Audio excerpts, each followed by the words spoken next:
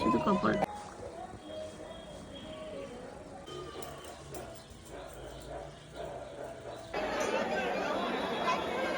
থালি চলে এসছে, এখানে আছে রায়, শুধু কপাল।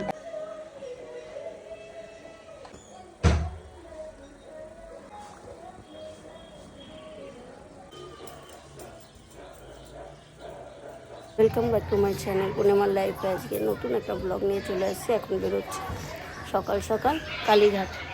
কোথায় যাচ্ছি? আমরা এখন বেরিয়ে রয়েছি কালীঘাটের জন্য। আজকের দিনটা দেখা যাক কেমন হয়, অনেক কিছুই আছে ব্লগে, তাই তো?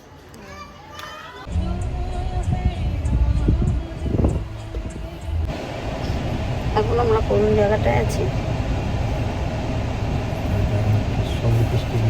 সল্টলেক স্টেডিয়ামের সামনে আছে। এই যাচ্ছি, ওই যে হায়াত, না ওই যে হায়াত। ট্রাফিক সিগনালে দাঁড়িয়ে আছে। এই যে সব মোবাইল।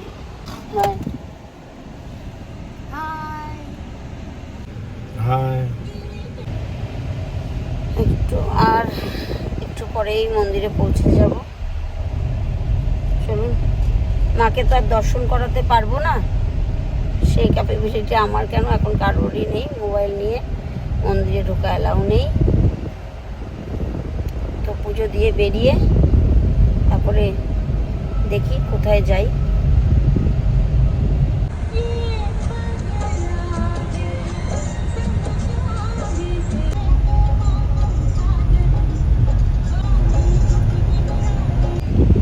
চলে এসেছি কালীঘাট। এখন আমরা নেমে যাব, নেমে তারপর পার্ক করবে। ও একটু দূরে গিয়ে পার্ক করবে, কারণ এখানে তো গাড়ি রাখার সেরকম জায়গা নেই। আর আজকে খুব ভিড় দেখা যাচ্ছে। এখানটা যদি গাড়ি রাখতে পারো তাহলে এখানেই রেখে দেবে। হ্যাঁ, এই যে ওই জায়গাটায়।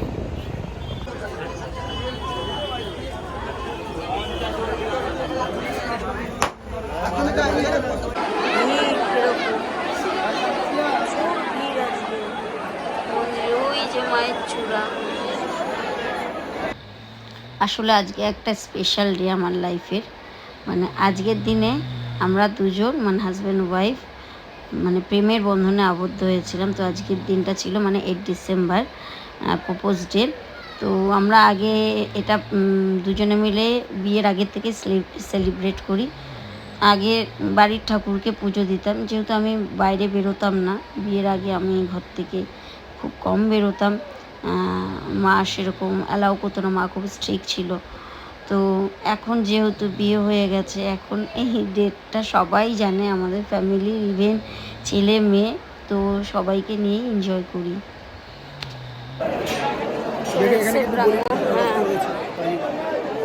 ব্রাহ্মণ চলে এসছে, এখন যাচ্ছে।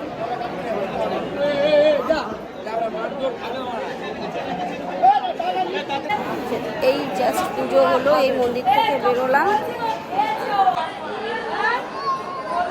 এই যে ছেলে, এই যে মেয়ে, এত ভিড়, মানে এত ভিড় বলার মতন, এত ভিড়। কিন্তু এত সুন্দরভাবে পুজো দিয়েছি, কারণ আমাদের তো পান্ডা ভিতরে ভিতরে ঢুকে মাকে সুন্দরভাবে, মায়ের যে জল, জিভ দিয়ে জল বেরোয়, সেই জল নিয়েছি। এত সুন্দর পুজো দিয়েছি বলার মতো, এত ভিড়ের মতো, তাই না? সামনে দাঁড়িয়ে পুজো দিয়ে মায়ের জিভের জল না, আঙ্কেলটা তো, আঙ্কেল তো চেনে না। আমরা যেহেতু আসি, আমরা উঠছে না। আঙ্কেল বললো না তুমি উপরে উঠে যাবে, জমে গেছে। ডান, খুব সুন্দরভাবে পুজো দিয়েছি। চল বাবা, কোথায়? চলো, কেমন পুজো দিলাম? ভালো পুজো দিলাম, খুব ভালোভাবে পুজো দিয়েছি, মা ভালোভাবে দর্শন দিয়েছে। আমরা প্রত্যেকবারই এরকমভাবে পুজো দিই, ঠাকুরের আশীর্বাদে। মায়ের একদম মানে সামনে গিয়ে পুজো করে দিলাম। জিভ দিয়ে জল নেওয়া মায়ের। অস্বাভাবিক ভিড় ছিল। সেই ভিড়ের মধ্যেও যে এত সুন্দরভাবে পুজো দিয়েছি, মা যে মানে সুন্দর পুজো নিয়েছে, ব্লেসড করেছে, এটাতেই প্রমাণ। তো তার এই দেখুন ভিড়, মানে এত ভিড় হঠাৎ কেন জানি না। আমরা তো ডেটটা মেনশন করে গেছিলাম। ভীষণ ভীষণ ভীষণ ভিড় ছিল। পুজো দেওয়া হয়ে গেছে, এইবার গাড়ি যাচ্ছে এখন গাড়িতে। এটা এখন কোথায়? ভবানীপুর, মানে জাস্ট মন্দির রাস্তার থেকে বেরিয়ে একদম মেন রোডে উঠেছি। এখন খেতে যাব। কোথায় খেতে যাব জানি না, এখানে খাবো, কোন দিকে যাব, বেশি কিছু না, বিরিয়ানি খাবো। ছেলে বলেছে শুধু বিরিয়ানি খাবো মা, তাই তো? ছেলে বলেছে বিরিয়ানি, আর আমার মেয়ের একটু চাই স্টার্টার। আমার মেয়ের স্টার্টার ছাড়া চলবে না। তো চলুন দেখা যাক কোথায় যাই। এদিকে তো যাব না, এখানে কোন রেস্টুরেন্ট কোথায় জানি, কিন্তু আমাদের ওই দিকেই যাবো, তাই তো? হাতিবাগানে যাবে? সল্টলেকে যাবে, চলো। আমরা এসে এখন কোথায়? কলকাতা রাজবাড়ি।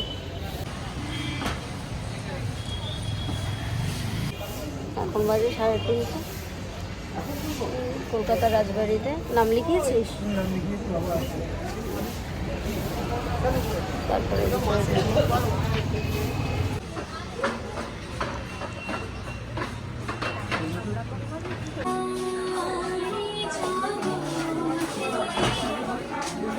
টেবিল দেখাবো।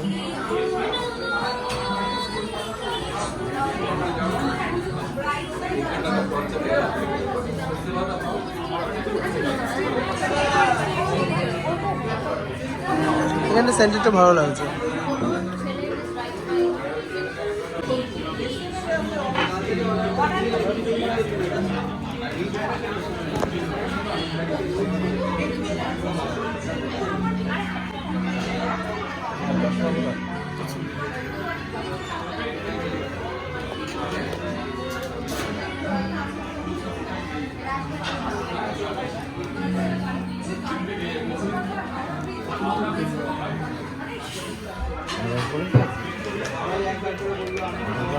কি করে করবো?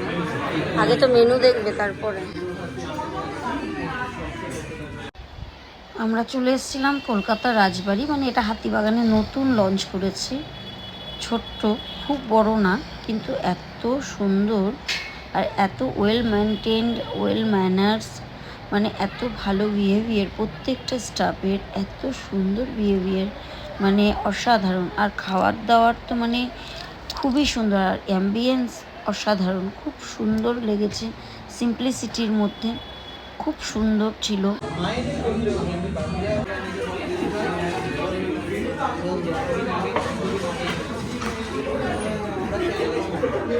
মানে এটা ওয়েলকাম ড্রিঙ্কস, এখানে একটা ওয়েলকাম ড্রিঙ্কস দিয়েছে। মানে এটা আমার মনে হচ্ছে এটা মনে হয় কম্পালসারি, খালিতেই আছে না। এই যে আমরা দুটো মহারাজা থালি অর্ডার করেছি, তাই তো? তুমি খাচ্ছ? প্রথমেই আমাদের একটা ওয়েলকাম ড্রিঙ্কস দিল, সেটা হচ্ছে গন্ধরাজ দই লস্যি। তো এত সুন্দর ছিল ফ্লেভারটা, গন্ধরাজের ফ্লেভার ছিল, আর দইয়ের শরবত খেতে ভালোই লাগে। আর তারপরে দিয়েছিল আমাদের ডায়মন্ড ফিশ কাটলেট ভেটকি মাছের, আর হচ্ছে গন্ধরাজ চিকেন মানে পকোড়া। দারুণ খেতে ছিল, দারুণ। এখানে পুরো বিয়েবাড়ির মতন মহলটা লাগছিল, কারণ আমার পাশেই ছিল একটা আইবুড়ো ভাত দিচ্ছিল, সেখানে কুলো মোটু তারপরে প্রদীপ সব সাজানো ছিল অ্যাম্বিয়েন্সে, মানে ওরাই প্রোভাইড করছিল। আমার ডান দিকেও একটা ছিল, মানে এত ফিলিংসটা দারুণ লাগছিল, অসাধারণ লাগছিল ফিলিংসটা, মানে বলে বোঝাবার মতন না। এবছর বিয়েবাড়ি যে কটা পেয়েছি সব নিরামিষ, মানে ভেজ ডে ছিল, তাই জন্য যেতে পারিনি। 4খানা বিয়েবাড়ি পেয়েছি, একটা বিয়েবাড়িতেও যেতে পারিনি। অ্যাম্বিয়েন্সকে লাইফকে ওরকম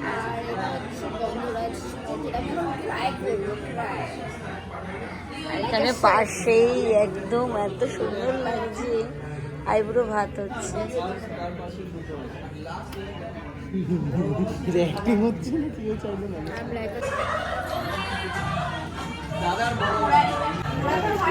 এত সুন্দর চিকেনটা না,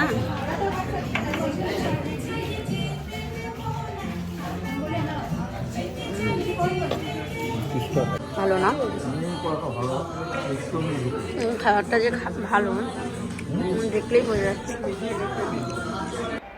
চলে এসেছে আমাদের কাছে থালিতে ছিল ভাত, মানে দেরাদুন রাইসের ভাত আর পোলাও, এখানে হচ্ছে মাছের মাথা দিয়ে ডাল, এটা হচ্ছে মালাই কোপ্তা মানে পনিরের কোপ্তা, আর এটা হচ্ছে চিংড়ি মাছ দিয়ে ফুলকপির তরকারি, আর এটা হচ্ছে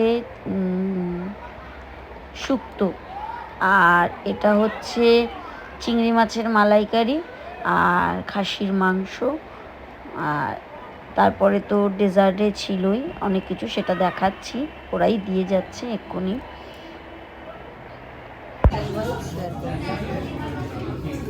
খেয়ে নি।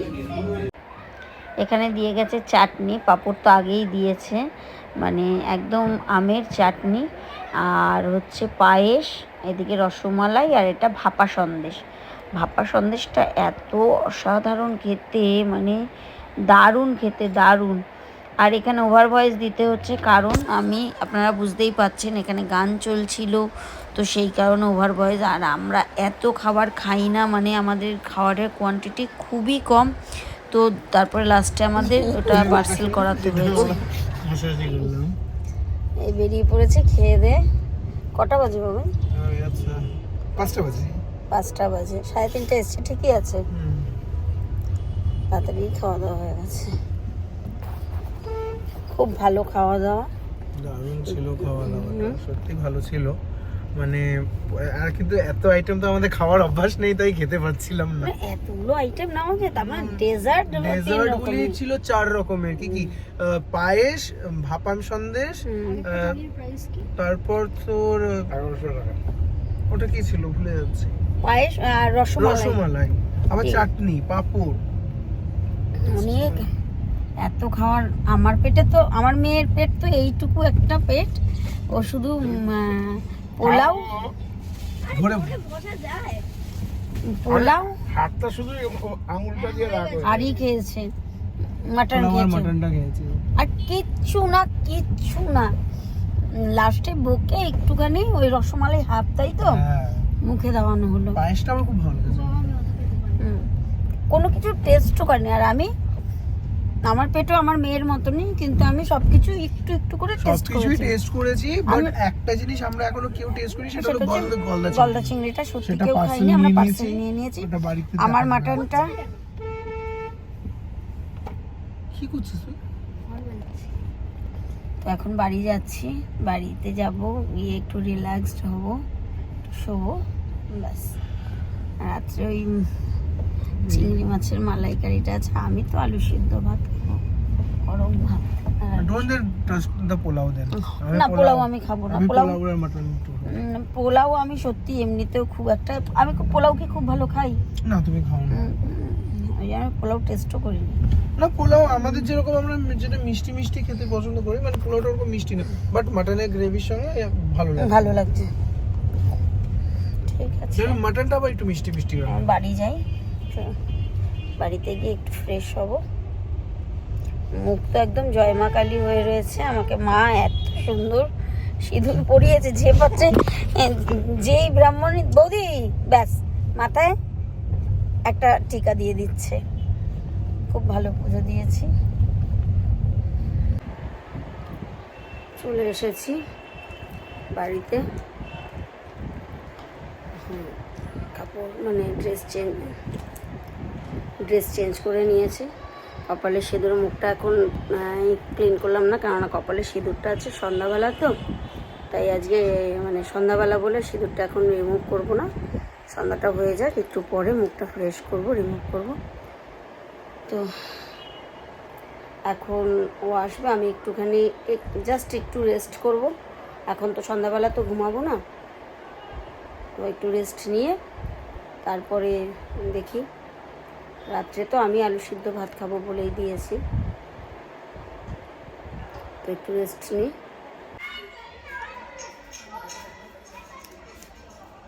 একটু শুয়েছিলাম, তো ঘুম তো আসছে না।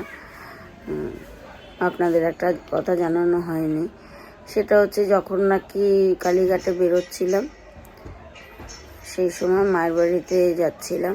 তো আমি যেখানেই যাই মায়ের বাড়িতে আগে মা পদ্মাবতীকে প্রণাম করে তারপরেই আমি বেরোই। তো যাই হোক, তো যেতে যেতে ওখানে গিয়ে শুনতে পাই আমার বোনের সব থেকে প্রিয় বন্ধু যে সে গত হয়ে গেছে, মানে গত বলতে মানে মারা গেছে, সুসাইড অ্যাটেম্প করেছে, মারা গেছে, সুসাইড অ্যাটেম্প করেছে। এত ভালো মেয়ে ছিল, মানে এত কথাবার্তা, আমার বোনের থেকে অনেক ছোট ছিল, কিন্তু মানে বোনের খুব খুব খুব ক্লোজ ছিল, মানে বলার মতন না। বোনের শরীরটা খারাপ, বুধবার দিন বোনের সঙ্গে দেখা করে গেছে, দেখা করে বোনের সঙ্গে কথাবার্তা বলে বোনকে আবার 5,000 টাকা দিয়েও গেছে যে বোনের একটু দরকার ছিল, ওরা তুমি এটা রাখো। তো যাই হোক, মানে এত খারাপ লাগছিল, মানে মায়ের কাছে গিয়ে ওর মঙ্গল কামনায় জানি যে ওর আত্মার যেন শান্তি পায়। তো এত মাইন্ডটা খারাপ ছিল, কিন্তু কিছু করার নেই। কিছু সময় মানুষকে কিছু খারাপ শোনার পরও মুখে হাসি রাখতে লাগে, আবার অনেক সময় অনেক পরিস্থিতিতে মনে খুব আনন্দ হাসি, কিন্তু এমন একটা পরিস্থিতি সেখানে হাসার মতন কোনো উপায় নেই। মানে মানুষের লাইফটা, মানে একজন বলেছে যে যখন দেখবে যে তোমার মুখে হাসি নেই কিন্তু হাসতে হচ্ছে, খুব একটা বড় অ্যাক্ট্রেস বলেছে, নামটা আমি বলছি না, যে যখন তোমার মুখে হাসি নেই আর তোমাকে হাসতে হচ্ছে, সেটা জানবে যে তুমি অনেকটা ম্যাচিওর হয়ে গেছো, অনেকটা তুমি পরিস্থিতিকে বুঝতে পেরে গেছো যে তোমার হাসির ইচ্ছা নেই, তারপরেও তোমাকে হাসতে হচ্ছে। তো এত মনটা খারাপ, এত বড় গলায় বর্দি করতো আমাকে, মানে আর সব থেকে বড় কথা কি আমার এত খারাপ লাগছে, ও এত সুন্দর দেখতে ছিল, মানে নিখুঁত সুন্দরী, ভগবান যেন ওকে তুলি দিয়ে এঁকেছিল, যেমন রং তেমন রূপ তেমন চুল তেমন কথাবার্তা তেমন সমস্ত দিক থেকেও মানে এত ভালো ছিল বলার মতন না। মানে এত খারাপ লাগছে সত্যি। এসে থেকে ওর কথাই এই বোনের সঙ্গে কথা বলছিলাম, কথা বলে যে ওকে বারবার একটু বোনকে ফোন করছি, যাতে এত কান্নাকাটি করছে বোন। আমরা 3 ভাই বোনই, মানুষকে এত ভালোবেসে ফেলি না, মানে জানি না আমরা এত অ্যাটাচমেন্টে কি করে চলে যাই।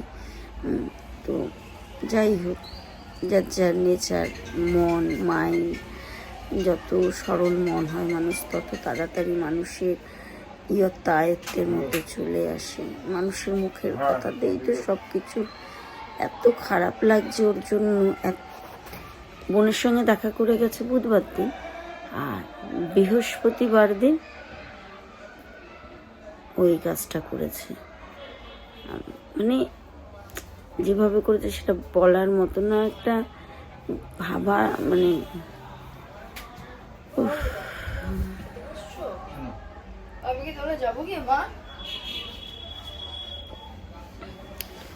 মানে এত খারাপ লাগছে। তো মাইন্ডটা সত্যি খুব খারাপ। তো আজকের ব্লগটা আমি এখানেই এন্ড করছি।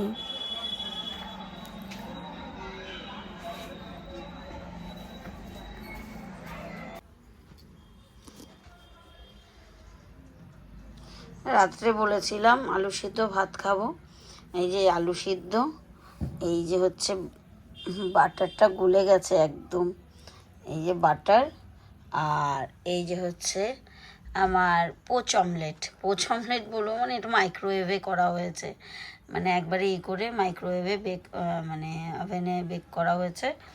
তো এইটা খাচ্ছি, আর এদিকে হাম সাথ সাথ হায় দেখছি। কারণ বলেছিলাম যে মাইন্ডটা খুব খারাপ, মানে কোনোভাবেই ওই ট্রমা থেকে বেরোতেই পাচ্ছি না, মানে বোনের বন্ধু যে হয়েছে, তো কি করব, ভালো লাগছে না আর। তো খেতে বসেছি, খেতে বসে ভেবেছিলাম যে ব্লগটা ওখানেই এন্ড করবো, তো মাইন্ডটা এত যে একটুখানি কথা বললে হয়তো ভালো লাগবে। তো এই এখন আলু সিদ্ধ ভাত খাচ্ছি, এই যে অমলেট, আর সঙ্গে হাম আপকা হ্যায় কौन। তো গুড নাইট।